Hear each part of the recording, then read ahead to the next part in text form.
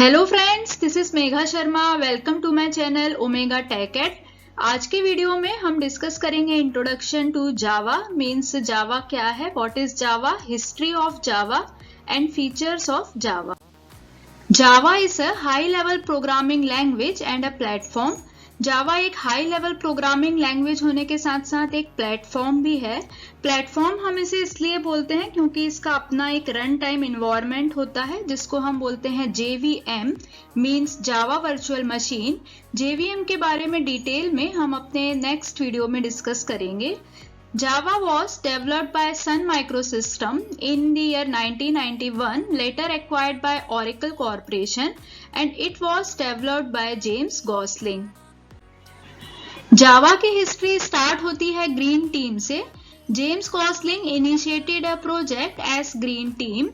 James Gosling, Mike Sheridan and Patrick Naughton initiated the Java language project in June 1991।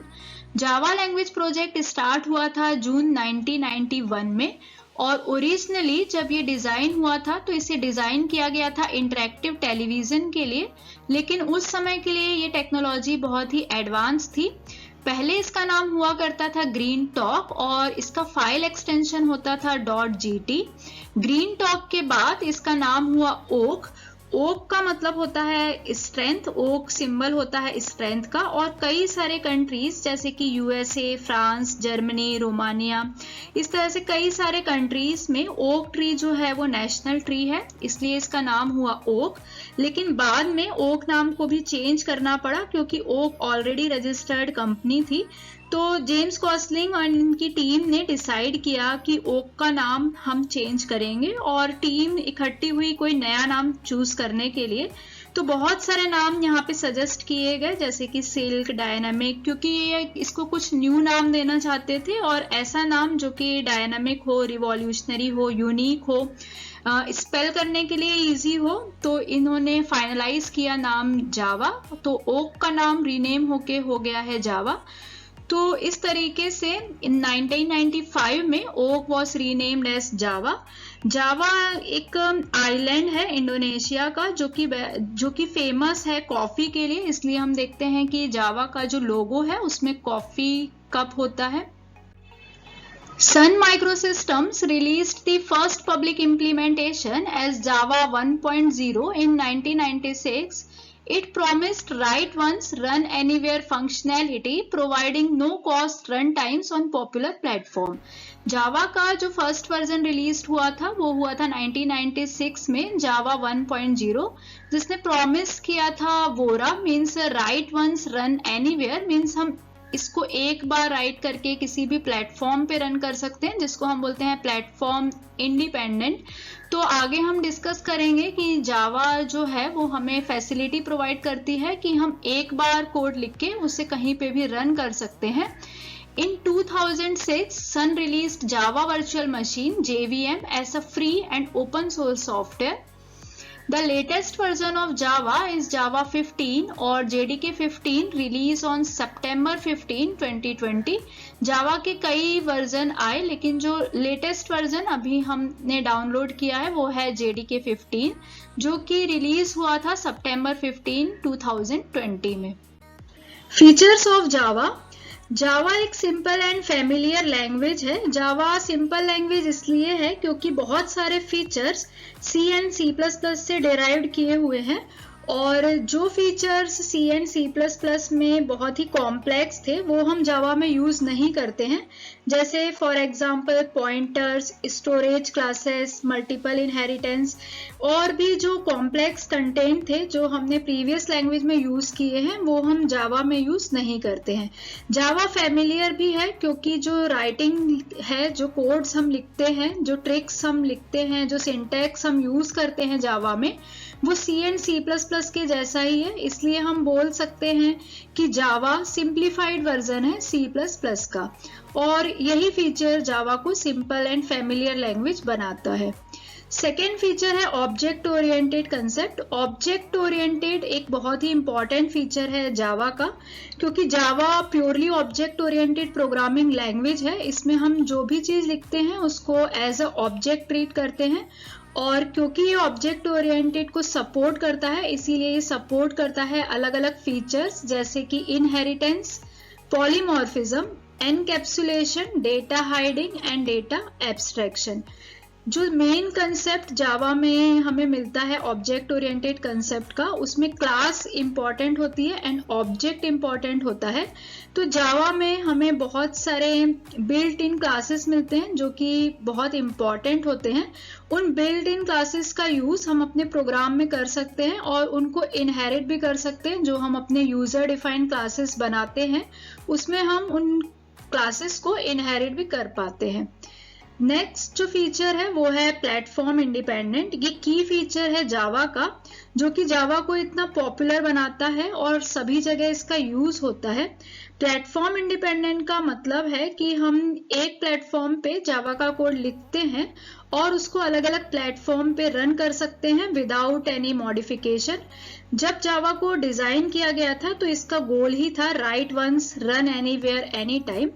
तो इस गोल को इस features की हेल्प से हम अचीव कर सकते हैं। यहाँ पे हम कोड को किसी एक प्लेटफॉर्म पे लिख के अलग अलग प्लेटफॉर्म पे रन कर सकते हैं।